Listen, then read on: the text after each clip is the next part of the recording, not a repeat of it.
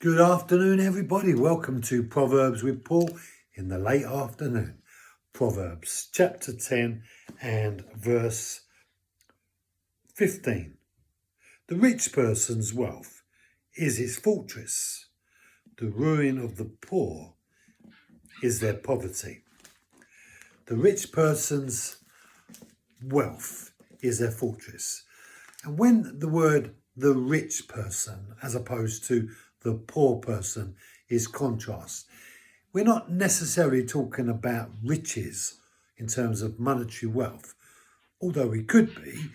But in this context, I believe Solomon is talking about riches as it relates to the capacity of wisdom that the person has. So to be rich in wisdom is to be very rich indeed. And then contrasting that with to be poor in wisdom is to be very poor indeed. The actual poverty of not having wisdom, to be impoverished of understanding and knowledge, is a very poor state to be in. Because not only do you not have, but you have not any resource to get you out of your present predicaments, as opposed to the rich that has this capacity to use the wisdom that they've obtained to escape or to direct into a new pathway their lives. So 15, the rich person's wealth is his fortress. It will guard him and protect him and keep him safe from all harm.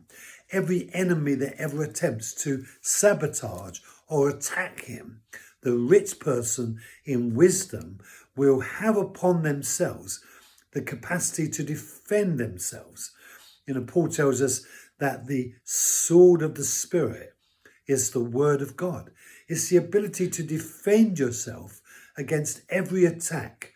And seeing as most attacks come verbally as an onslaught of words, so the ability to be able to use your sword, which is your word, to destroy and defend off your enemy is an essential piece of armour, especially for a spiritual person. Whereas the poor, the impoverished, they have no such sword.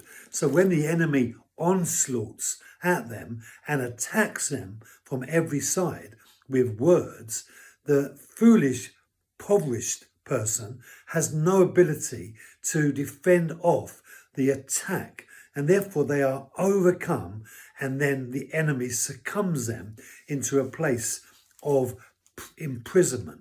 And it's the imprisoned that are the worst off, because they are bound by words and bound by lies.